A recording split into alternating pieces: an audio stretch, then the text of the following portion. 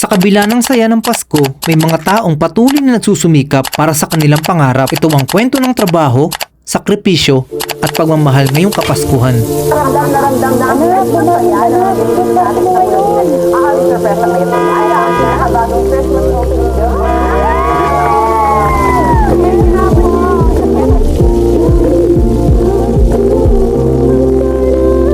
Anak, bumangon ka na. Christmas party mo ngayon.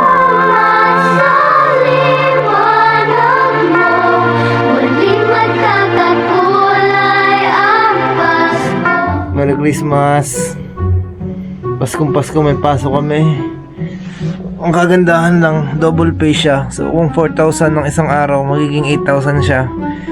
Yun na lang yung gagawin natin, papasok na lang tayo sa araw ng Pasko.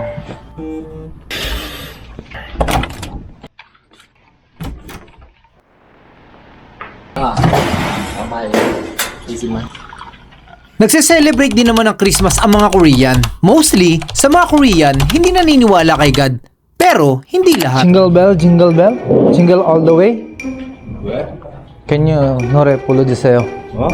Jingle bell. 내가 너한테 예. 올드가 베이비 앞에서 노래를 불러야 된다. 아니요. 그럼 jingle bell. Jingle bell.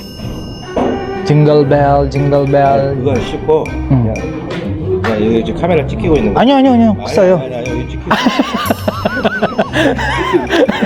싸대기 선생님. Merry Christmas everyone. Yes, Merry Christmas. 예? 카메라요. CCTV. 나쁜 놈 있어요, 나쁜 놈. 누가 나쁜 놈이야? 이씨야, 네가 나쁜 놈이야. 그 나쁜 놈이요. 여기 있네. Merry Christian pare!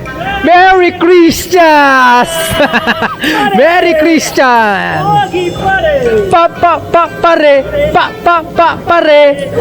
Double pay tayo ngayong araw. Kung ang isang araw namin ay 4,000, magiging 8,000 siya. Kayo kumakain ng hamon habang kayo umiinom. Kami dito nagtatrabaho. 8 oras nagtatrabaho. Joke lang. Naglabas ng sama ng loob no? So itong ginagawa namin na to, sa pagkakaalam ko sa sa may bintana din ata to, sa taas ng bintana, yung mahabang pa ganyan. Nag-error na. Ba't ka nag-error? Bakit? Ayun. So ayan, pagka walang walang ilaw yun, mag-error yan. Tutunog dun. Pagkatapos ka. Pero alam niyo bang may mga oras at panahon na tinatamad na talaga ako magtrabaho dito? 8 taon ba naman? So dito sa Korea, hindi masyadong sineselebrate ang Pasko dito. Parang normal na araw pa rin sa kanilang araw ng Pasko. Hindi katulad sa Pilipinas, kapag ka 25, nag-uuwian tayo sa mga probinsya natin para makasama ang ating mga pamilya.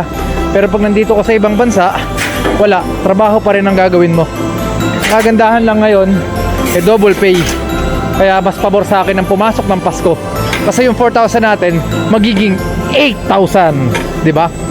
Itrabaho na lang natin, wala rin naman tayong gagawin sa bahay Pang 8 beses na Pasko ko na pala to. Ganun pa rin, halos walang nagbago. Trabaho, pasok, trabaho, pasok. 감사합니다. Ito guys yung pagkain natin ngayon. May mga araw din nga pala na hindi masarap ang ulam, pero wala tayong choice, kailangan natin lamanan ng ating tiyan. Diet ako. Ang chicken curry. Yes, konti lang.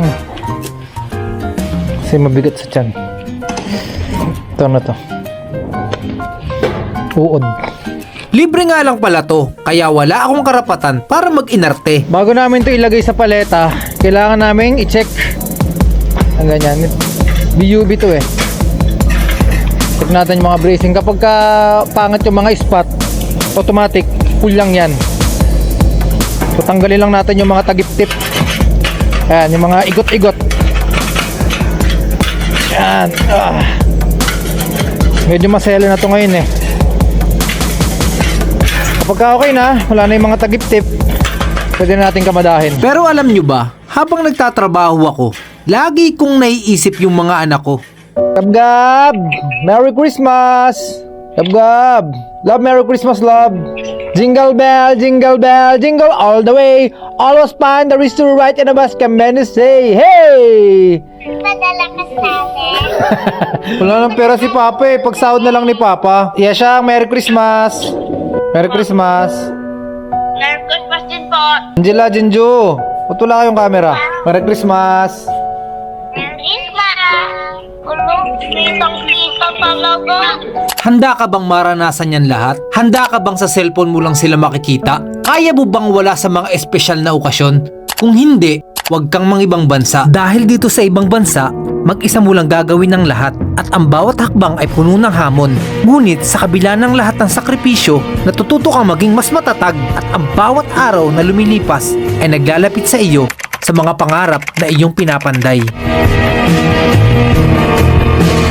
Hindi na pa iniintay. Ngayon lang, pahati na ako dun sa manok ha. Pahati na ako, hindi ako natuloy eh. Alis sila. Diyan sa barkada ko, dun sana ako mag-ano, 24. Hindi, saan ka tutuloy? Doon lang, di sa may kanto. Mag-iinom sa